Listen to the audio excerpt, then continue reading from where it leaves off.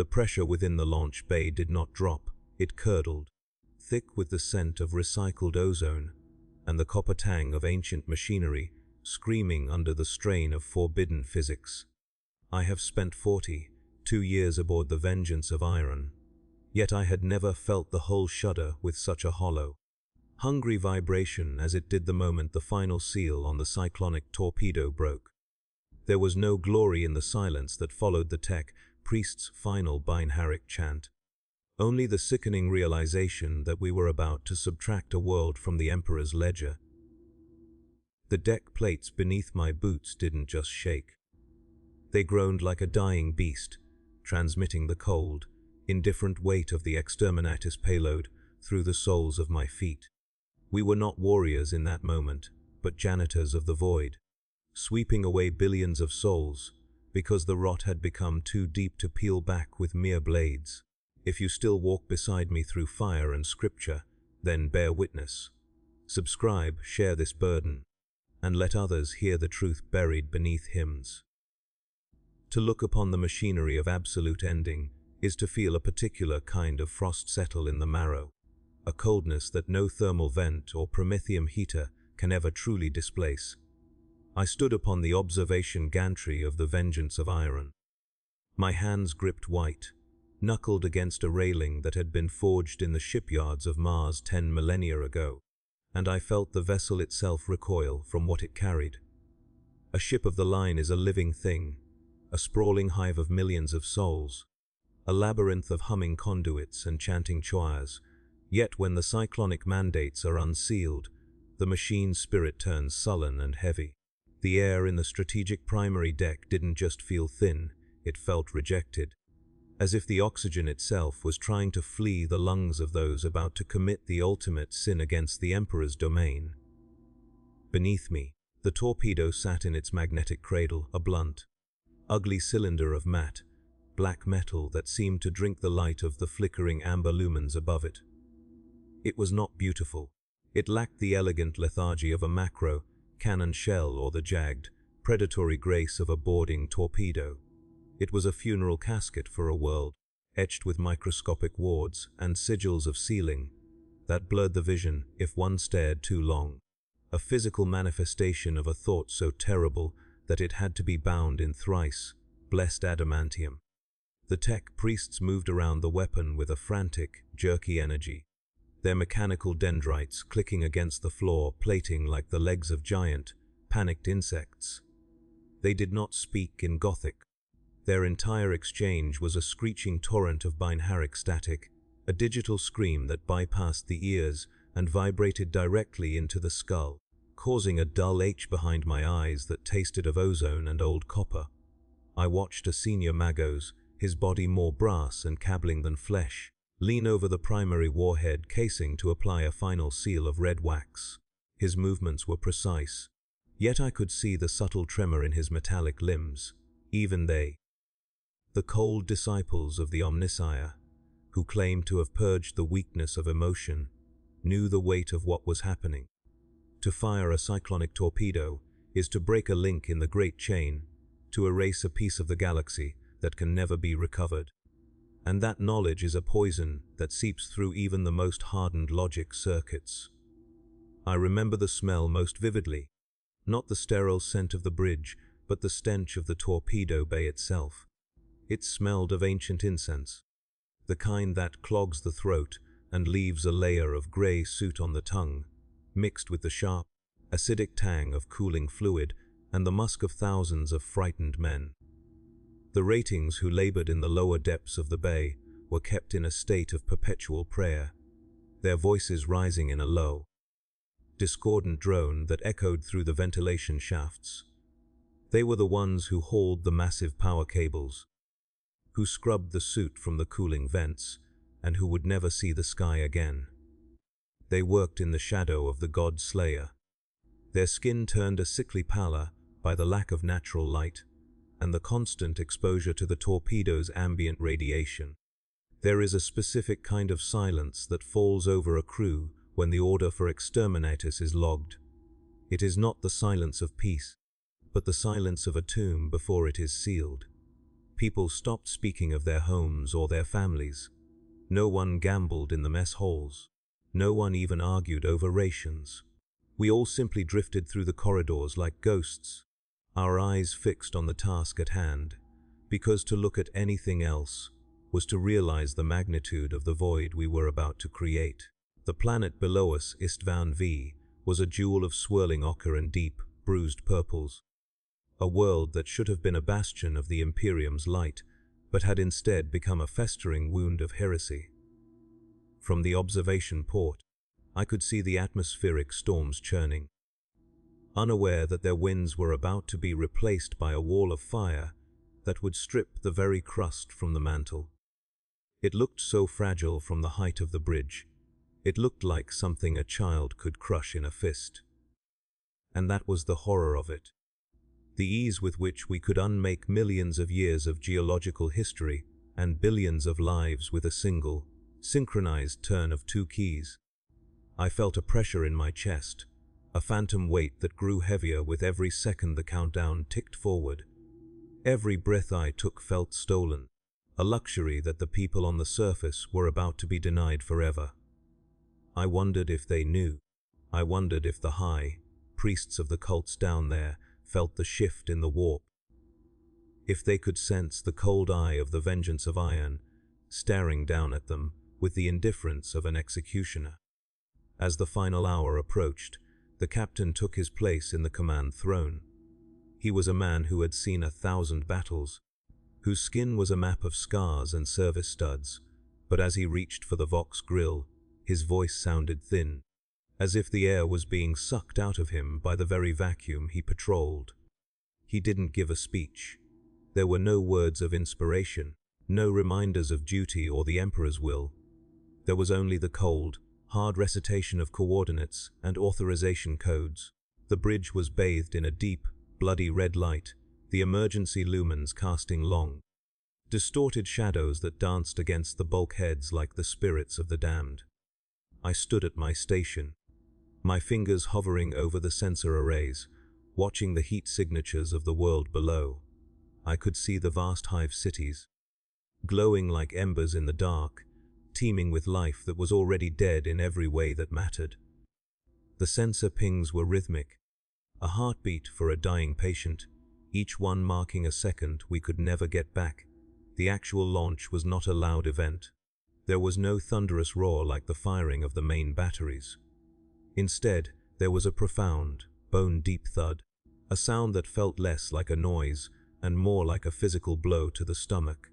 The entire ship, all several kilometers of Gothic metal and fury, lurched to the port side as the magnetic rails accelerated the torpedo out of its housing.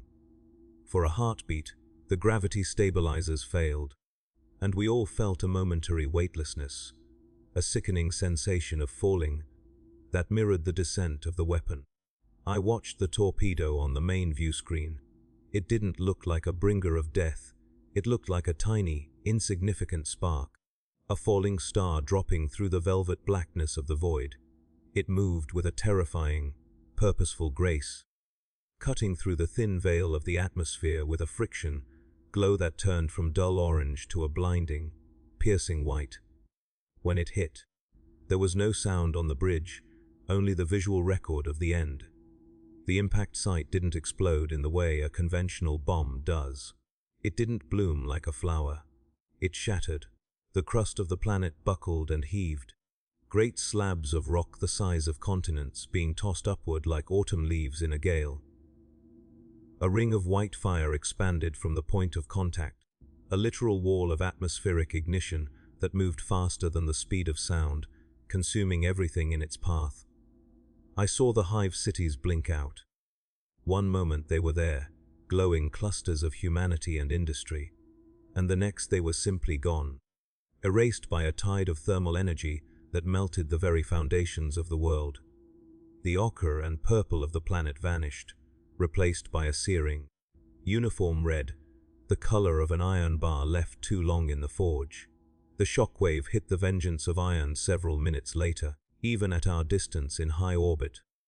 The ship groaned under the pressure of the displaced atmosphere, and the gravitational shearing caused by the planet's shifting mass. We were tossed about like a toy in a storm. Alarms wailed, and the smell of burning wiring filled the bridge, but no one moved to fix it. We were all transfixed by the screen. The world was no longer a world. It was a dying ember, a cooling orb of slag and ash. The atmosphere was being stripped away, venting into space in great, swirling plumes of grey and black soot.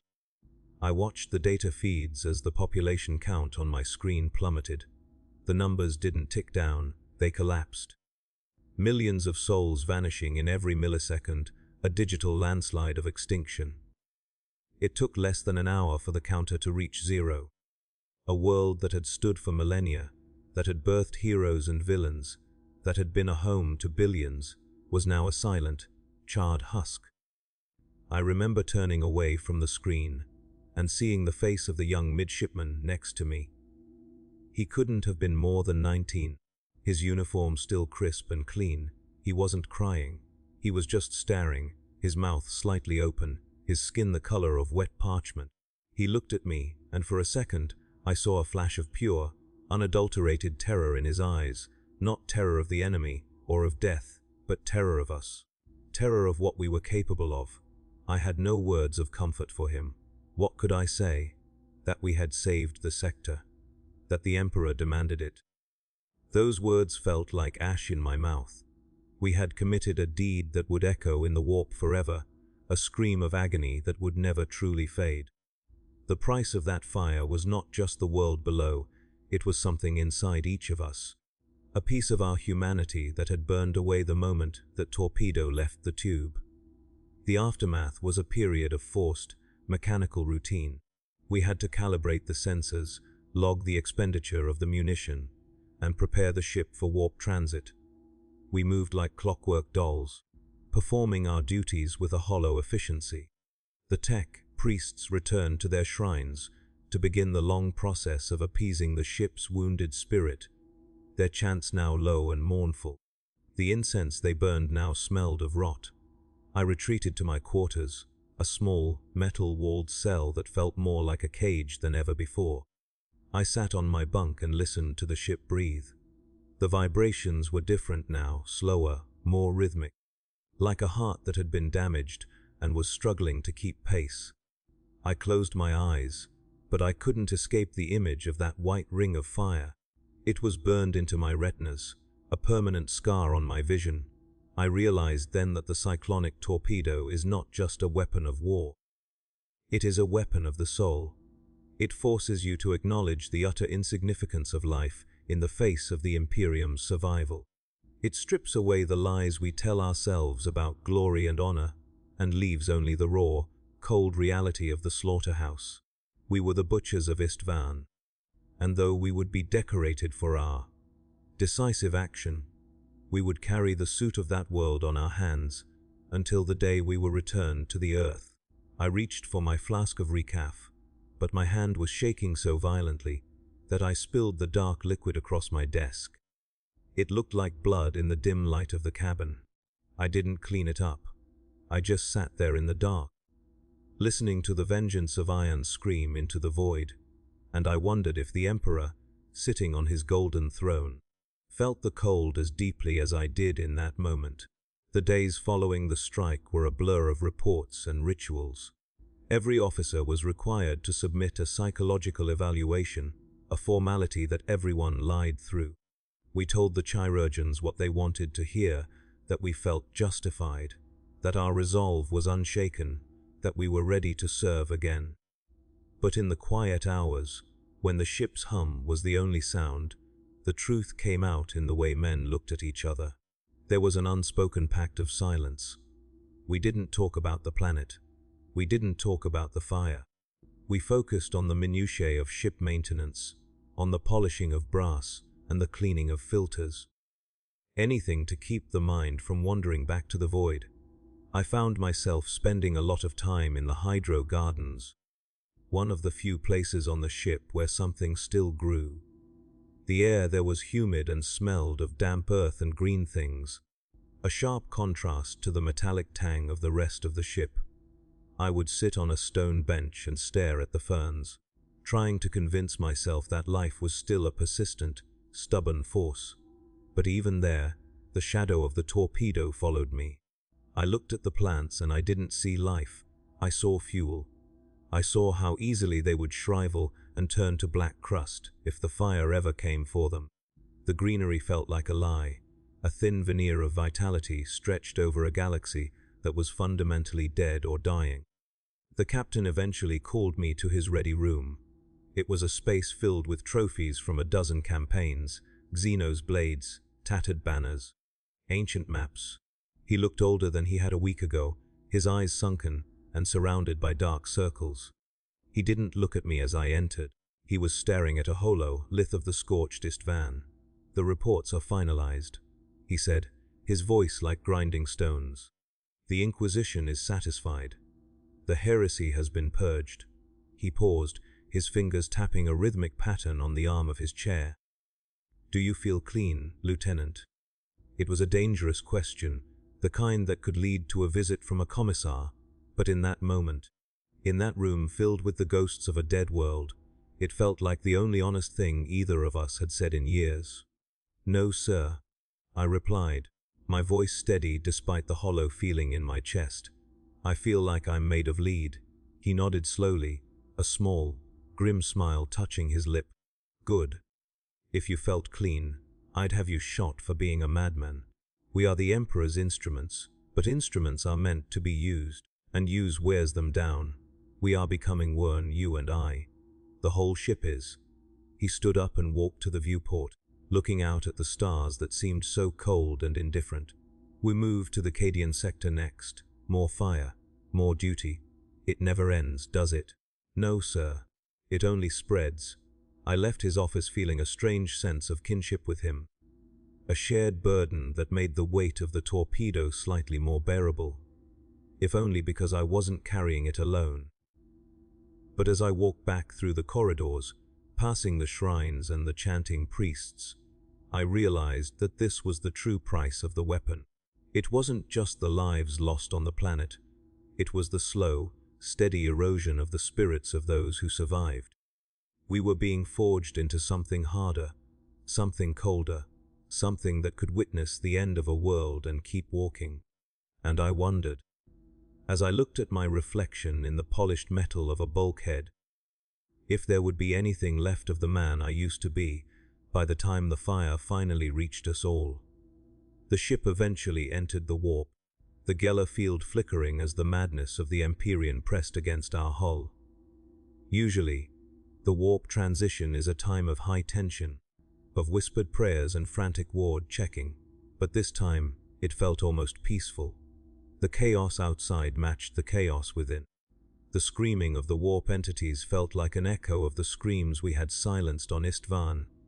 I lay in my bunk, watching the shadows warp and stretch on the ceiling, and for the first time since the launch, I slept.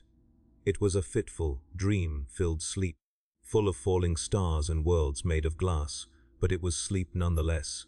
When I woke, the ship was silent. The transition was over. We were in a new sector, facing a new enemy, ready to repeat the cycle once again. I stood up, straightened my tunic, and prepared to go to the bridge. I was a gear in the great machine, a witness to the fire, and a survivor of the end. I had seen the price of a cyclonic torpedo, and I knew that the debt would never be fully paid. We were the shadows that followed the light, the cold that followed the heat, and as long as the Imperium stood, there would be more worlds to burn and more souls to lose to the dark. I stepped out of my quarters and into the corridor, my boots clicking against the cold metal floor, echoing in the silence of a ship that had forgotten how to laugh. The transition from the strike zone was not a departure so much as it was a slow, drowning immersion into a different kind of darkness. We were no longer the proud hunters of the segmentum. We were a vessel of leapers, carrying the contagion of what we had witnessed in the very marrow of our bones. I found myself walking the mid-decks of the Vengeance of Iron during the third watch, a time when the ship's rhythm usually settles into a steady, industrial thrum. But the thrum had changed. It felt fractured. a mechanical stutter that mirrored the uneven breathing of a man in the throes of a nightmare. The ratings I passed did not look up. They were occupied with the frantic, unnecessary cleaning of bulkheads that were already spotless, their hands moving in repetitive, obsessive arcs. They were trying to scrub the memory of the fire from the steel, as if the physical metal of the ship had absorbed the screams of the world we had just unmade. I saw a group of void, men huddled in the shadow of a massive heat exchanger, their faces illuminated by the guttering flame of a single, illicit candle. They weren't speaking.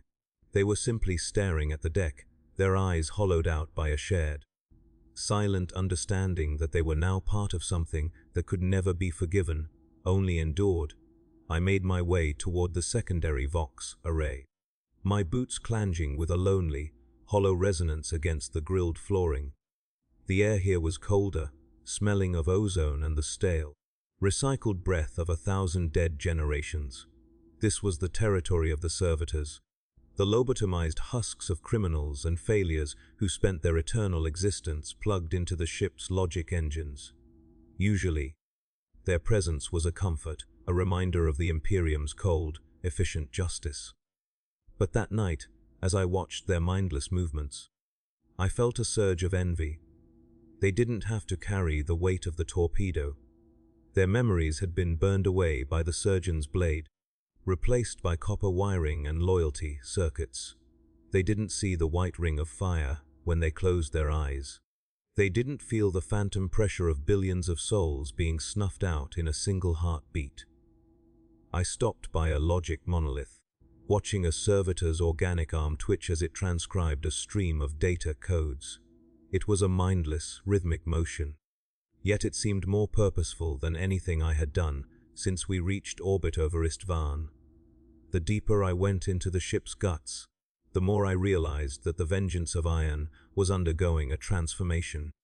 The tech, priests were everywhere, their red robes trailing through the suit and oil like ribbons of dried blood. They were no longer just maintaining the ship, they were performing an exorcism. I saw them applying thick layers of sacred unguents to the torpedo tubes, their voices a discordant mesh of binaric static and low, guttural chanting. They were trying to soothe the machine's spirit, but I could hear the ship groaning in response.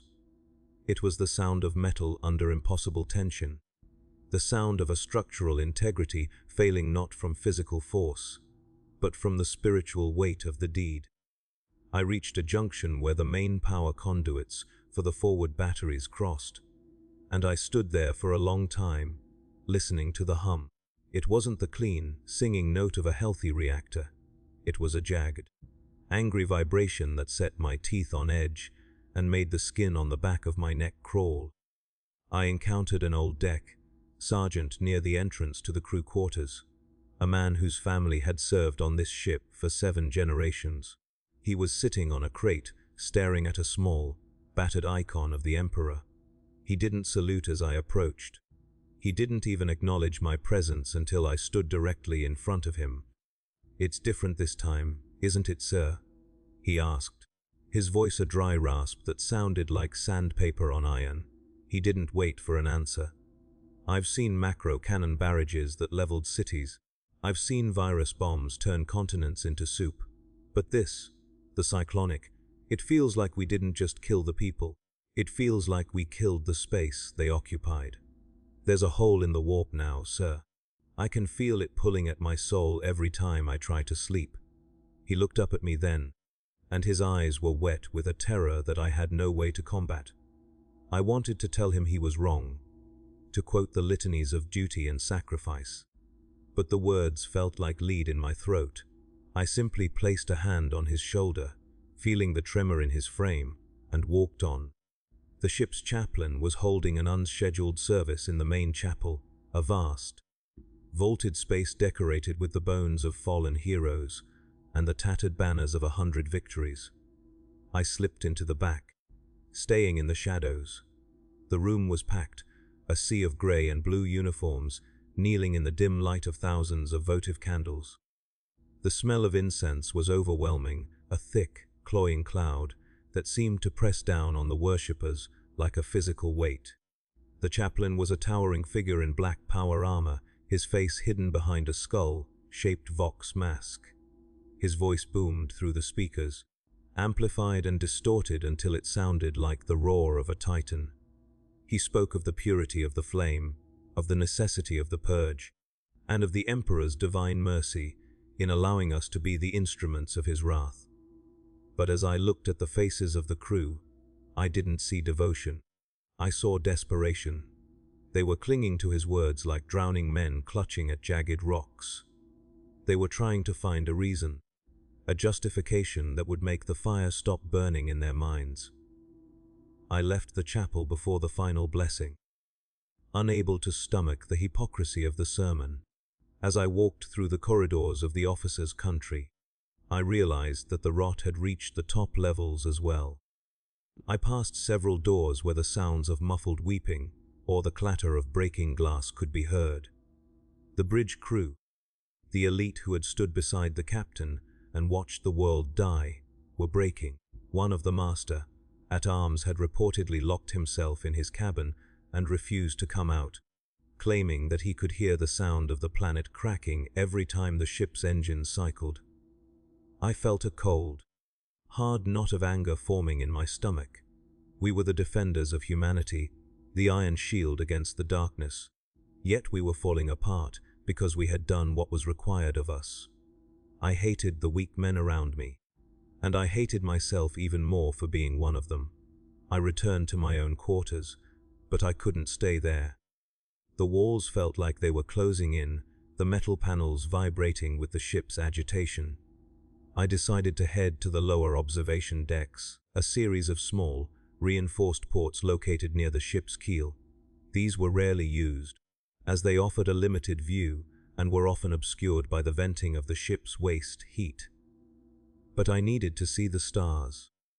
I needed to see something that wasn't covered in the suit of Istvan. I found a small port that was empty and pressed my forehead against the cold glass. The void was out there, vast and indifferent, a sea of blackness dotted with the distant, cold lights of stars that didn't care about the tragedies of men. For a moment, it was peaceful. I could pretend that the vengeance of iron was just another ship, on just another mission, and that the world we had burned was just a bad dream. But then I saw it, the faint, shimmering trail of our own wake in the warp shadow. It looked like a smear of oil on water, a distortion that shouldn't have been there. It followed us like a ghost, a reminder that we could never truly leave that world behind. I realized then that the Cyclonic Torpedo doesn't just destroy the target, it anchors the executioner to the crime. We were dragging the ghost of Istvan behind us, a spectral weight that would slow our engines and dim our lights until we were eventually consumed by it. I stood there for hours, watching the void, until my legs grew cramped and my eyes burned from the strain of staring into the dark. I felt a profound sense of isolation, a realization that even among millions of crewmates, I was utterly alone in my grief. The next day, the ship's routine attempted to reassert itself, but it was a hollow imitation of order. The morning briefings were short and focused on technical data, the officers avoiding eye contact as they recited their reports. The captain didn't appear on the bridge. He remained in his ready room, communicating only through Vox Link. His voice sounded different, flatter, more mechanical, as if he were reading from a script written by someone else. We were ordered to begin a series of deep space maneuvers, a way to test the ship's responsiveness after the stresses of the Exterminatus. It was busy work, and we all knew it. We were being kept occupied so that we wouldn't have time to think. But the thoughts came anyway, slipping through the cracks of our duties like poisonous gas. I was assigned to oversee the recalibration of the long-range scanners, a task that required me to spend hours in the sensor pits. It was a tedious process, but it gave me a chance to see the data that the ship was still recording. Even now, days after the strike, the sensors were picking up the residual heat signatures of the planet. It was like a thermal echo, a ghost of the fire that refused to fade. I watched the graphs on my screen, the jagged lines representing the dying breaths of a world. I found myself obsessing over the details: the exact temperature of the atmospheric ignition, the speed of the shockwave, the rate of crustal collapse. I wanted to understand the physics of it, to break the horror down into numbers and formulas that I could control. But the numbers didn't help. They only emphasized the scale of the destruction, the sheer, unimaginable power we had unleashed. During one of the breaks, I spoke with a young tech, adept who was working on the adjacent terminal. He was a thin, nervous boy with a shock of red hair and a series of unfinished tattoos on his arms. He looked like he hadn't slept in a week. "Have you seen the feedback loops on the Geller field?" he whispered, his eyes darting around the room to make sure no one was listening. "They're erratic. The Magos says it's just interference from the warp currents, but I've seen the logs. The field is reacting to something internal. It's like the ship is trying to protect itself from us." He laughed, a high-pitched, brittle sound that set my nerves on edge. "Imagine that, sir. The ship thinks we're the demons." I didn't laugh. I couldn't. His words struck a chord of truth that was too close for comfort. As the days turned into weeks, the atmospheric tension on the ship began to manifest in physical ways. There were more mechanical failures than usual, pipes bursting for no reason, power grids flickering, and the constant, nagging sound of the ventilation fans struggling to clear the air. The ship felt like it was breaking down, its spirit being slowly eroded by the trauma of the launch. We were all on edge, our tempers short and our patience thin. Fights broke out in the mess halls over the smallest slights, and the commissars were busy handing out punishments for defeatist talk and insubordination. But you can't punish a feeling. You can't beat the dread out of a man when the dread is coming from the very air he breathes. I began to have a recurring dream. I was standing on the surface of Istvan, in the center of one of the hive cities. The sky was a brilliant, blinding white, and the ground beneath my feet was turning to liquid. I could see the people around me, their faces clear and distinct, but they weren't screaming. They were just standing there, watching the fire come. And as the wall of heat hit me, I would wake up, my skin soaked in sweat, and my heart pounding against my ribs like a trapped bird. I would lie there in the dark, listening to the ship breathe, and I would wait for the morning, knowing that it would bring no relief. One evening, I found myself back in the hydro gardens. The greenery was still there, but it looked different. The leaves were drooping, their vibrant green turning to a sickly, yellowish gray. I touched a fern, and it crumbled into dust under my fingers. The life was leaving the ship, not because of a lack of nutrients or light, but because the environment had become toxic to growth. We were a vessel of death, and nothing living could thrive in our presence for long. I sat on the bench and wept, not for the world we had burned, but for the world we had become. We were the survivors of the fire, but we were also its victims, and the price we were paying was being extracted from us one soul at a time. The captain finally emerged from his quarters when we received our new orders. We were being sent to the Cadian Gate, a region of constant war and eternal darkness. It was a fitting destination. We belonged there, among the ruins and the screams. The captain stood on the bridge, his face a mask of cold, hard resolve. He didn't look at us. He looked at the stars. "Engage the warp drive," he commanded, his voice echoing through the silent bridge. "We have duties to perform. We have fires to light. The Emperor's will be done." As the ship lurched into the Imperium, I felt the familiar pull of the warp, the sickening sensation of reality being torn asunder, but this time it felt like home. I realized then that we were no longer the crew of the Vengeance of Iron. We were the acolytes of the Cyclonic Flame, the priests of a new and terrible religion. We had seen the end of all things, and we had been the ones to bring it about. That knowledge was our armor, and it was our curse. We would carry it with us across the galaxy, lighting fires wherever we went. until there was nothing left but ash and silence. And as I watched the colors of the warp swirl across the view screen, I felt a strange, cold peace settle over me. The struggle was over. The fire had won. We spent the next few months in a state of perpetual readiness, moving from one conflict to the next. We didn't fire another cyclonic torpedo, but the threat of it was always there, a shadow hanging over every operation. We were the ultimate deterrent, the final argument in the Imperium's arsenal. Our presence in a system was enough to make even the most hardened rebels falter, for they knew that we carried the power to end their world in a heartbeat. But the cost was evident in everything we did. The ship was a grim, silent place, a tomb for the living. We performed our duties with a mechanical precision that bordered on the macabre. We were the walking dead, the executors of a god's wrath, and we had forgotten how to feel anything else. I often think back to that midshipman I saw on the bridge the day of the strike. I never saw him again. Someone told me he had been reassigned to a different deck, or perhaps he had simply vanished into the anonymity of the crew. I hope he found a way to forget. I hope he found a corner of the galaxy where the sky isn't a blinding white and the ground doesn't turn to glass. But deep down, I know he didn't. You don't forget the fire. You don't walk away from the end of a world. You just carry it with you, a heavy, black stone in the center of your heart, until the day you finally collapse under its weight. And even then, the fire remains, a flickering, eternal light in the darkness of the void. The vengeance of iron continues its journey through the stars, a ghost ship manned by ghosts. We are the survivors of the Cyclonic Torpedo, and we are the testament to its terrible power. We have paid the price, and we are still paying it, every second of every day.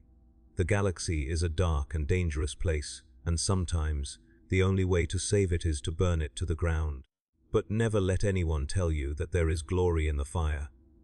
There is only the ash, the silence, and the cold, lingering taste of copper on the tongue. We are the Emperor's light, but our light is the light of a dying star, and the shadow we cast is longer than the galaxy itself. I stood at my station as we approached our latest target, my fingers hovering over the scanner controls. The world below was a hive of heresy, a festering sore that needed to be lanced. I looked at the data feeds, the population counts, the heat signatures. I didn't feel anything, no pity, no anger, no regret. I was a machine, performing a function. I waited for the order, for the turn of the key, for the thud of the launch. I was ready for the fire to begin again. Because in the end, that is all we have left. The fire is the only truth we know. The bridge was silent as the countdown began. The red light of the emergency lumens flickered, casting long, dancing shadows across the deck. I looked at the captain, but he was just a silhouette against the view screen, a dark figure presiding over the end of another world. I closed my eyes and waited for the impact. I waited for the white ring of fire to bloom in my mind once more. I waited to be consumed by the shadow we had created. And as the ship shuddered with the launch of the next weapon, I realized that we were not just the ones who fired the torpedo. We were the torpedo itself, a blunt instrument of destruction hurtling through the dark, destined to explode and leave nothing behind but the cold, indifferent void. The descent into the lower decks of the Vengeance of Iron felt less like navigating a ship and more like a pilgrimage into the bowels of a wounded god. It had been 6 months since the Istvan deployment, but the ship had not recovered. Instead, it had begun to fester with a localized, mechanical rot that defied the most aggressive rites of maintenance. I had been reassigned from the bridge to a deep, maintenance oversight role, a polite way for the High Command to bury those of us who had seen the torpedo's birth a bit too closely. My new reality was a world of 3-meter wide corridors, dripping with a black, viscous condensation that tasted of salt and ancient oil.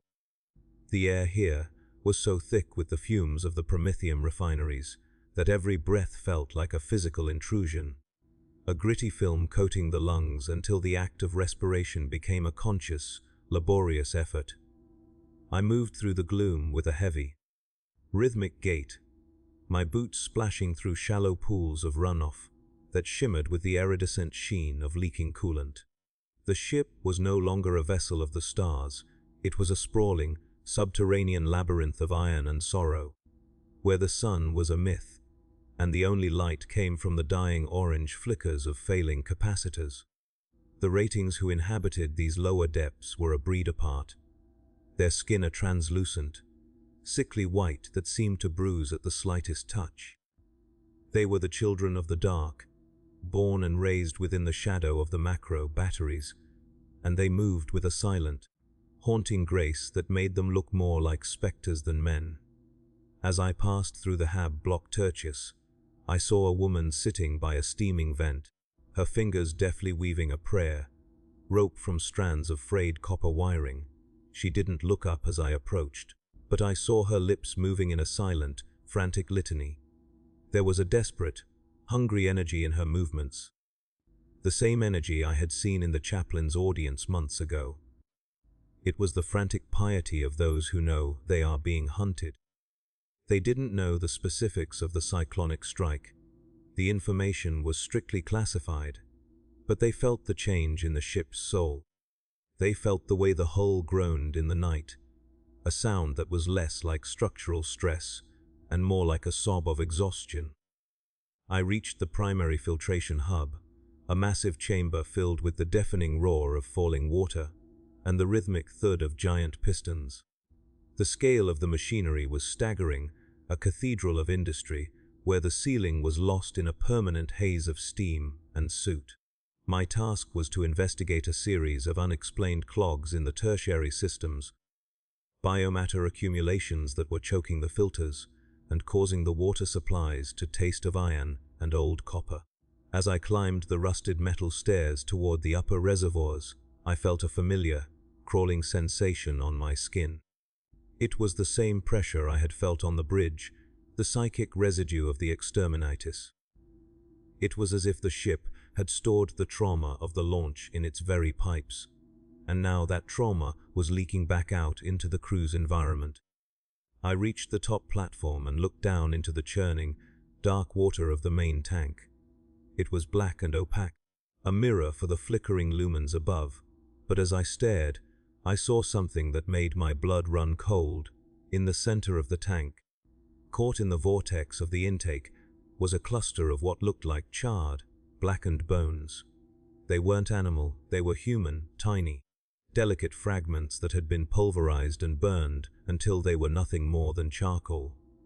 I felt a sudden, sharp pain in my temples, a psychic feedback loop that showed me a fleeting image of a hive city melting into the ground.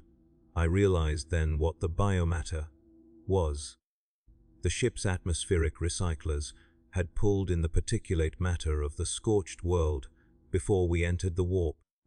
The ash of billions of cremated souls had been sucked into our intake vents, processed through our filters, and was now circulating through our very bodies. We were breathing them. We were drinking them. The people of Istvan were no longer a memory. They were a part of our physical makeup. I staggered back from the railing, my stomach heaving, and I vomited a thin, bitter bile into the shadows. The price of the torpedo wasn't just paid in the moment of impact. It was a continuous, parasitic tax on our existence. I fled the filtration hub, my mind reeling from the discovery. I found myself wandering into the shadow of the main drive core, a place of immense heat and terrifying power.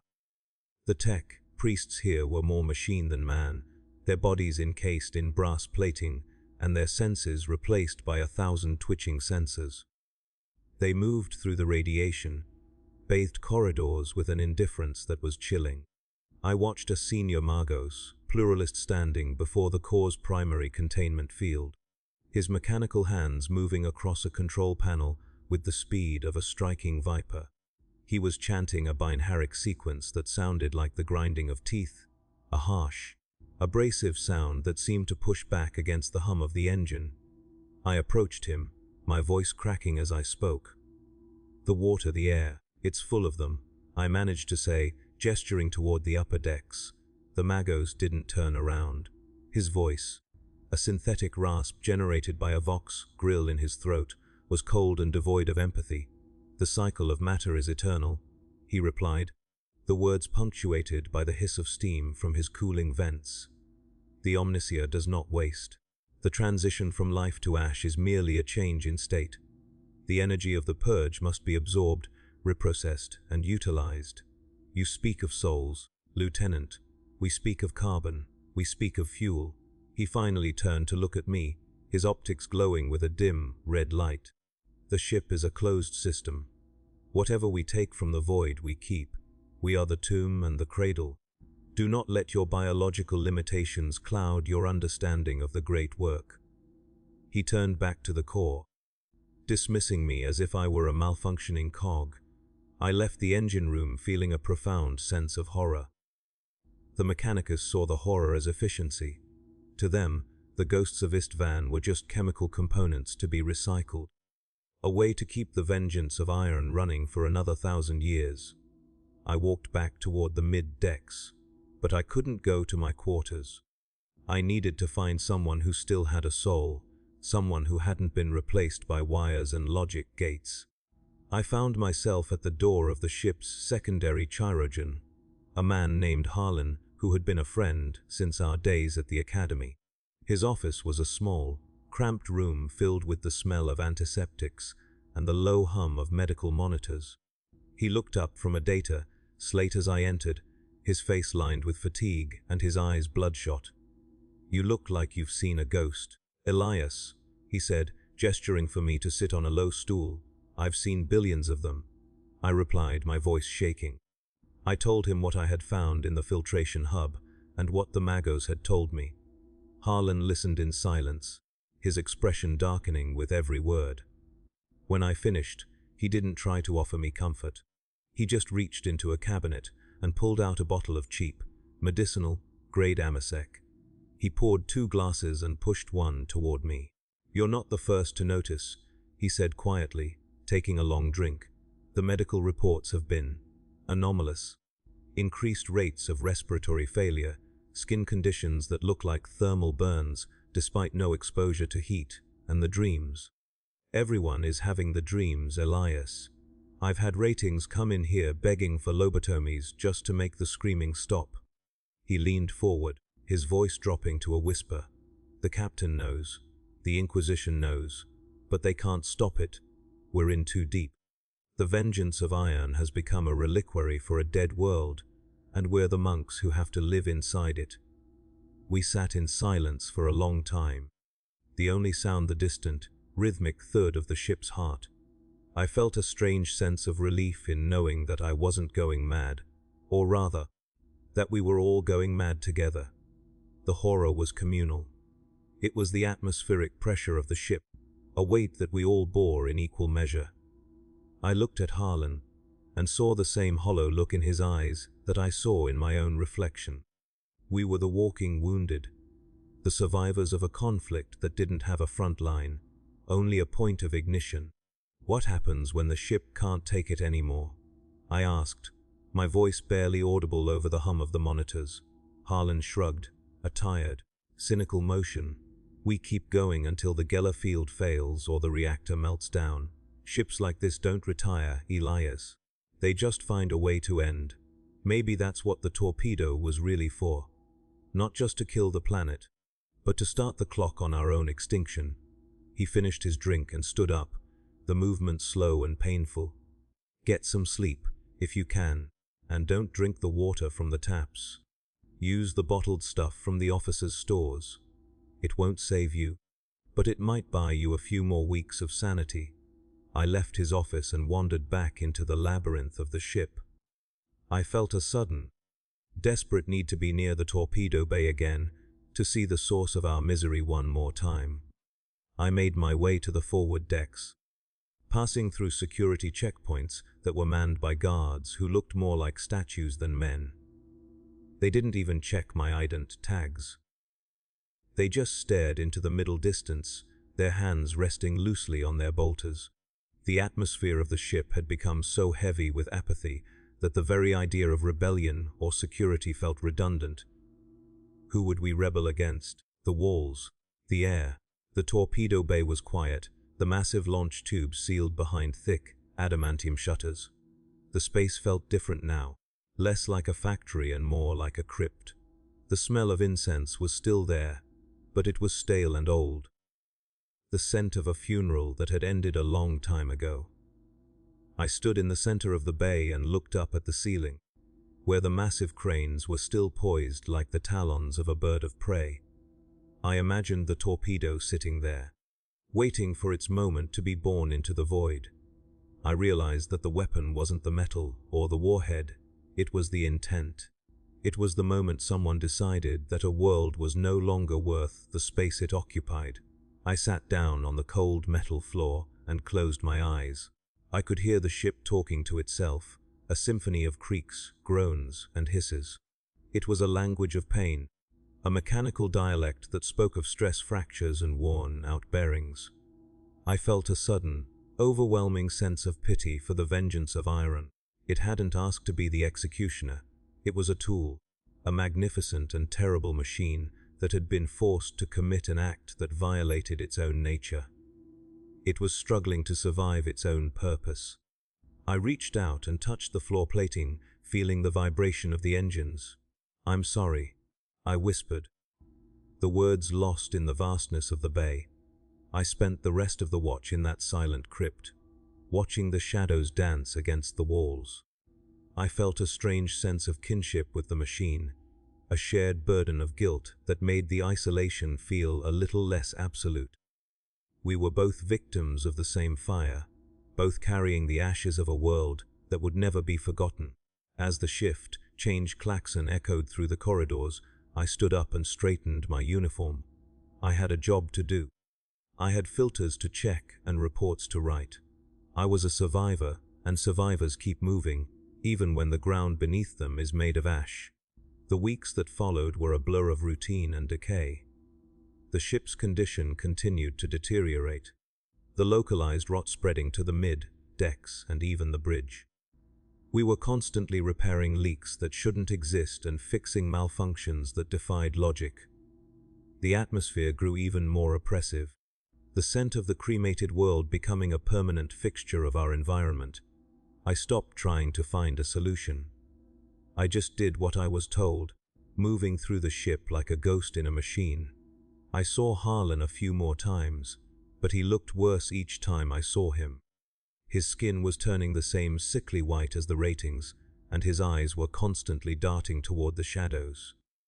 One morning, I was called back to the bridge. It had been months since I had been there, and the change was startling. The command deck, once a place of gleaming brass and polished steel, was now covered in a layer of fine, grey dust. The screens were dim and flickering, and the bridge crew were sitting at their stations in a state of near catatonia. The captain was in his throne, but he looked like a skeleton draped in a tattered uniform. His eyes were fixed on the main view screen, which showed nothing but the swirling, chaotic colors of the warp. He didn't look at me as I approached. "The sensor arrays are failing, Elias," he said, his voice a dry, rattling sound. "The ash is getting into the circuitry. We can't see where we're going. We're flying blind through the madness." He turned his head slowly, his neck creaking like a rusted hinge. "The torpedo bay is venting atmosphere. The tech priests say it's a structural failure, but I know better. The ship is trying to breathe, Elias. It's trying to vomit out the fire." I looked at the readouts on my station and saw that he was right. The pressure in the torpedo bay was fluctuating wildly, and the emergency seals were barely holding. The ship was literally tearing itself apart from the inside out. I felt a sudden surge of fear, not of death, but of what would happen if the ship finally broke. Would the ghosts of Istvan be released into the warp?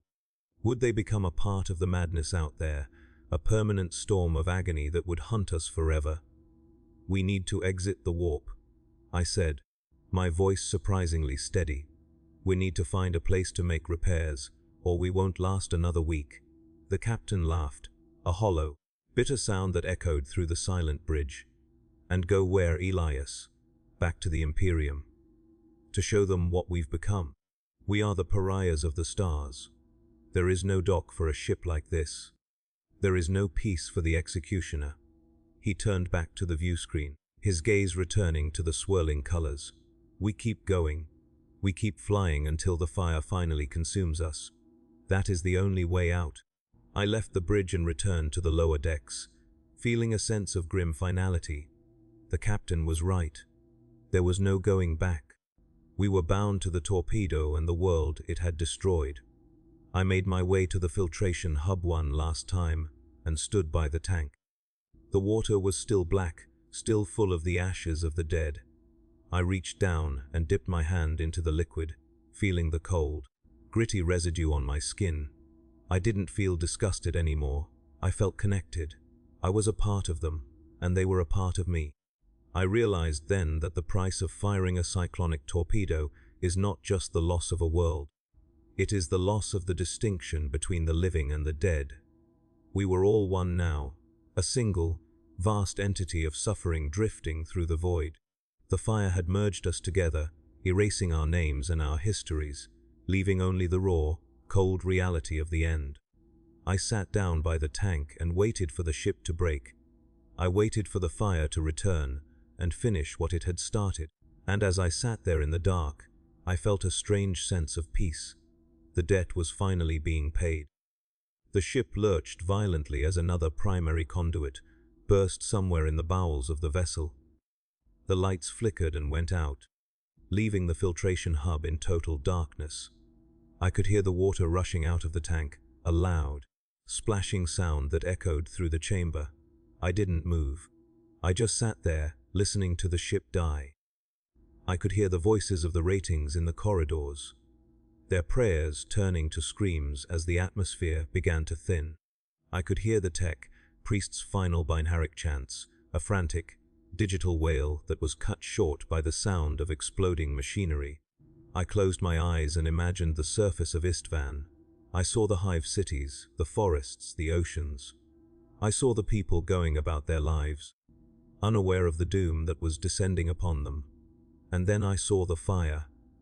I saw the white ring of heat expanding from the point of impact, consuming everything in its path. I felt the heat on my face, the searing pain of the atmosphere igniting. But this time, I didn't wake up. I stayed in the dream, letting the fire take me, letting the ashes of the dead carry me away. When the end finally came, it wasn't a loud explosion. It was a slow, quiet surrender. The vengeance of iron simply stopped breathing. The engines went silent, the life support failed, and the ship became a cold, dark tomb drifting through the Empyrean. The ghosts of Istvan were finally at peace, and so were we. The debt was paid in full, and the fire was finally extinguished. The void was all that remained, a vast, indifferent sea of blackness where the names of worlds and men were forgotten forever. I don't know if anyone will ever find this record. I don't know if anyone will ever care about the fate of the vengeance of Iron or the people of Istvan. But if you are reading this, know that the fire has a price. Know that once you turn the key, there is no going back. You become the fire, and the fire becomes you, until there is nothing left but ash and silence. Remember us, not as heroes or villains, but as witnesses. Remember the fire. And remember the cost of the end. The stillness that followed the primary reactor's seizure was not the silence of a sleeping ship, but the heavy, airless quiet of a choked throat. I did not die in the filtration hub. The emergency shutters had slammed shut, trapping a pocket of stale, ashy oxygen within the chamber, while the corridors outside screamed with the sound of venting atmosphere. I sat in the absolute dark, my fingers tracing the gritty texture of the floor plating, and I waited for the cold to take me. But the vengeance of Iron was a stubborn beast, possessed of a spiteful machine spirit that refused to succumb to the mercy of the void. Somewhere in the lightless distance, a backup generator coughed into life, sending a pathetic, rhythmic pulse of amber light through the emergency lumens. The shadows didn't retreat. They merely shifted, stretching out like long, skeletal fingers across the rusted machinery. I stood up, my joints popping with a sound like dry twigs, and began the long climb back toward the mid-decks. I was no longer an officer or a witness. I was a scavenger in the ruins of my own life, moving through a graveyard of iron and soot. Every step was a battle against the lethargy of my own blood. The air was freezing now, the heaters having failed long ago, and my breath came in ragged, white plumes that hung in the air like tiny ghosts. I passed through the secondary engine room, where the massive pistons sat motionless, their brass surfaces frosted with ice. There were bodies here, slumped against the consoles, their skin a marble, blue in the flickering light. They hadn't died of trauma, they had simply frozen where they sat, their hands still clutching the controls of a ship that had abandoned them. I felt no pity for them. In the twisted logic of my remaining sanity, I envied them. They had reached the end of the fire, while I was still wandering through the smoke. I found a discarded thermal cloak on one of the corpses and wrapped it around my shoulders, the fabric smelling of stale sweat and the omnipresent scent of Istvan's dust. The ship was talking again, but the language had changed. The groans of structural stress had been replaced by a low, vibrating hum that seemed to originate from the hull itself. It was a sound I recognized from the darkest legends of the void, the song of the warp pressing against a failing Geller field. We were still in the Imperium, drifting without the protection of our engines, and the madness outside was beginning to seep through the seams. I saw it first in the shadows. They weren't just dark patches anymore, they were oily, shimmering pools that seemed to move independently of the light. When I turned to look at them, they would vanish, leaving only the cold metal of the bulkheads. I kept my eyes fixed on the floor, counting my steps, trying to maintain a tether to reality through the simple, mechanical act of walking. I reached the grand stairwell that led to the officer's country, but the way was blocked by a massive, fallen support beam. The metal was twisted as if by a giant hand, the edges glowing with a faint, sickly green radiation. I had to crawl through the ventilation ducts, a cramped, claustrophobic journey through the ship's circulatory system. The ducts were filled with the fine, grey ash of the planet, a thick carpet of dust that muffled my movements and coated my clothes. I felt like a maggot burrowing through a corpse. Every time I inhaled, I tasted the iron and the salt of the dead. The vents were narrow, the metal cold against my skin, and the silence was broken only by the sound of my own frantic heartbeat. I lost track of time. Minutes turned into hours, and hours turned into a seamless blur of grey dust and darkness. When I finally emerged into a corridor near the bridge, I was unrecognizable. My uniform was in tatters, my face was smeared with soot, and my eyes were wide and bloodshot.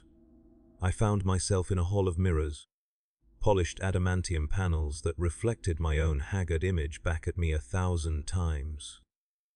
I looked like one of the ghosts I had been dreaming of. I realized then that the transformation was complete. I was no longer the man who had stood on the bridge of the vengeance of iron. I was a relic of the fire, a physical manifestation of the Exterminatus. I walked toward the command deck, my boots leaving grey footprints on the pristine floor. The bridge doors were hanging open, their pneumatic hinges hissed out of life. Inside, the bridge was a scene from a nightmare. The captain was still in his throne, but he was no longer alone. The shadows had coalesced around him, forming dark, indistinct shapes that seemed to be whispering into his ears. He was nodding, his head bobbing in a rhythmic, mindless motion. The view screen was a chaotic swirl of purple and red, the warp entities pressing their translucent faces against the glass, their mouths open in silent, hungry screams. The bridge crew were gone, their stations abandoned, replaced by the encroaching darkness. I stood at the entrance, my voice failing me as I tried to speak. The captain turned his head, and I saw that his eyes were gone, replaced by glowing embers of orange fire. "You're late, Elias," he whispered, his voice echoing through the chamber, as if it were coming from the very walls. The fire is almost out. We need to feed it. We need to give it more. He gestured toward the view screen, his hand a skeletal claw. Look at them. They're waiting. They've been waiting since the moment we fired the torpedo. They want to thank us. They want to show us the true meaning of the end. I backed away, my heart hammering against my ribs. I realized that the captain wasn't talking to me. He was talking to the ship, or perhaps to the warp itself. He had become a conduit for the madness we had unleashed. The Cyclonic Torpedo hadn't just destroyed Istvan. It had opened a door that could never be closed. We were the guardians of that door, and now we were being invited to step through. I turned and ran, fleeing the bridge and the burning eyes of the man I once respected. I ran through the corridors, the shadows snapping at my heels, the ship's hum rising to a deafening, discordant shriek. I found myself back in the torpedo bay, the place where it had all begun. The massive shutters were still sealed, but I could hear the void pressing against them, a rhythmic thudding sound like a giant heart. I climbed onto the launch rail, my hands slipping on the frozen metal. I reached the control console for the primary torpedo, the one that had remained in its cradle. The keys were still there, the brass handles dull and cold. I realized what I had to do. The fire had to be completed. The ship, the crew, and the ghosts we carried, we all had to be erased. It was the only way to close the door. I reached for the first key, my fingers trembling. The shadows were closing in, the air thick with the smell of ozone and the screams of the warp. I felt a sudden, sharp pain in my chest, a final protest from my body, but I ignored it. I turned the first key, hearing the familiar, heavy click of the tumblers. The amber warning lights flickered into life, casting a sickly glow over the bay. I reached for the second key, my vision blurring, the world around me dissolving into a haze of grey ash and white fire. I thought of the midshipman, the tech priest, and the billions of souls we had silenced. I thought of the Emperor on his throne, and I wondered if he was watching.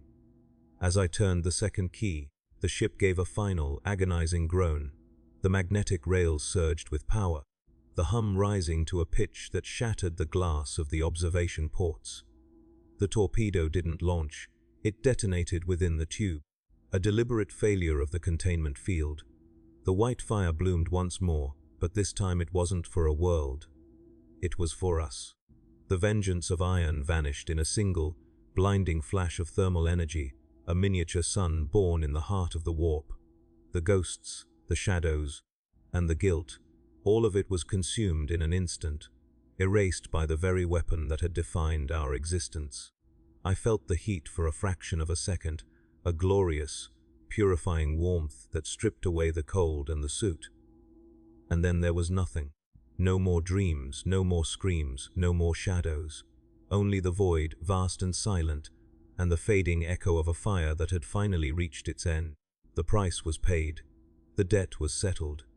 The vengeance of iron was gone, and with it, the memory of Istvan's shame.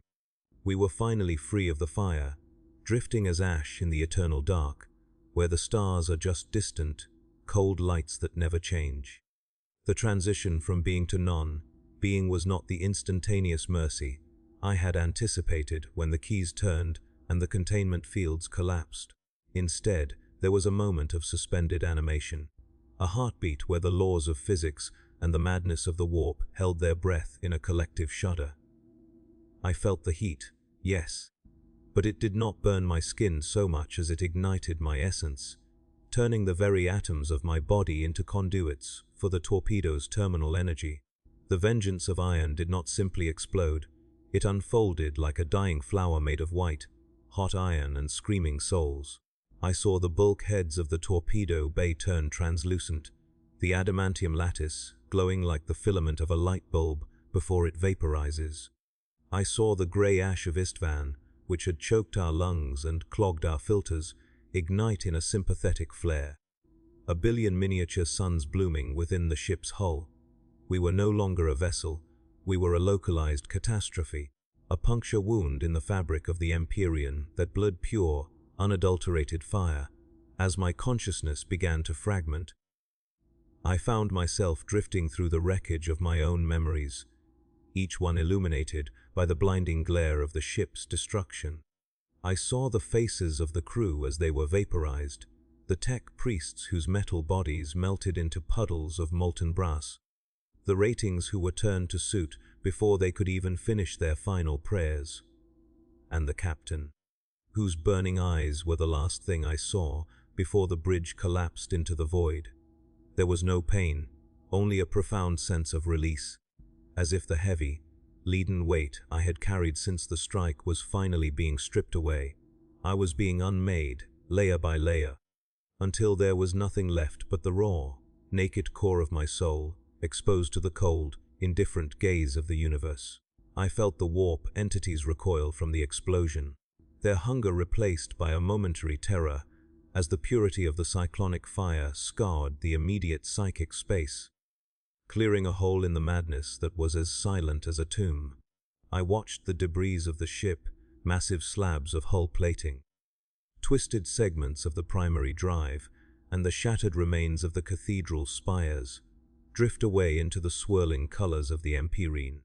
They looked like the bones of some ancient, prehistoric beast, floating in a sea of liquid light.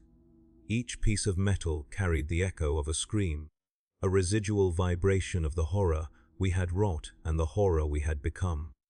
I realized then that this was the final price of the torpedo, to become a ghost among ghosts, a permanent fixture of the warp's topography. We were the derelict of Istvan, a haunting reminder to any ship that might pass through this sector that the Emperor's justice is a fire that consumes the lamp along with the oil.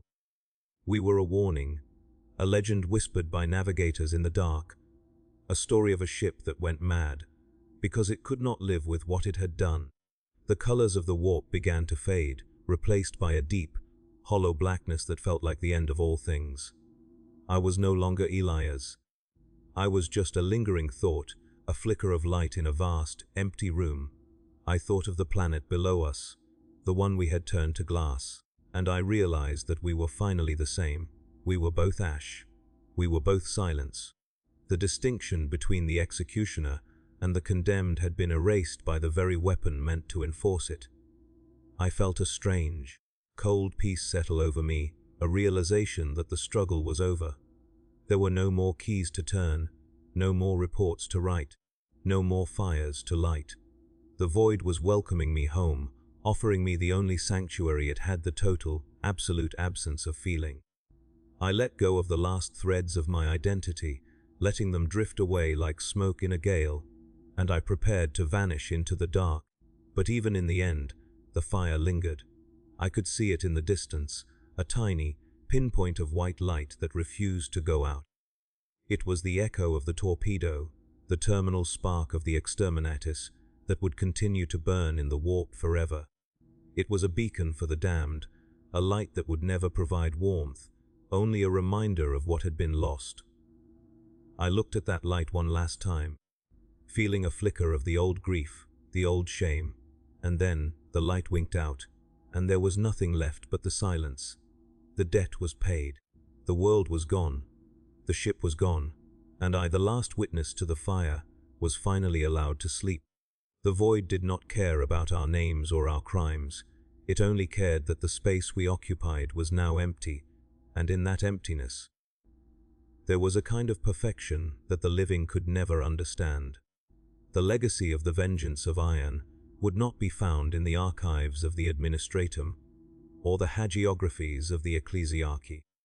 It would be found in the sudden, unexplained cold that grips a navigator's heart when they pass near the coordinates of Istvan. It would be found in the way a deck hand shivers when they hear the sound of a closing airlock. It would be found in the ash that still drifts through the vents of 1,000 other ships, a silent, invisible passenger that no filter can ever truly catch. We are the price of the fire, the hidden cost of the Imperium's survival, and though we are forgotten, we are everywhere. The fire is out, but the suit remains, and as long as there are stars to burn, there will be men like us, standing in the dark, waiting for the turn of the key. I am the silence that follows the scream. I am the shadow that the fire leaves behind. I am the end of the world, and I am finally at rest. The void is deep, and the dark is kind, and the fire is only a memory now, a fading spark in a universe that has already moved on. Sleep now, executioner. The work is done. The world is ash. The Emperor protects, but the fire consumes all, and in the end, that is the only truth that matters.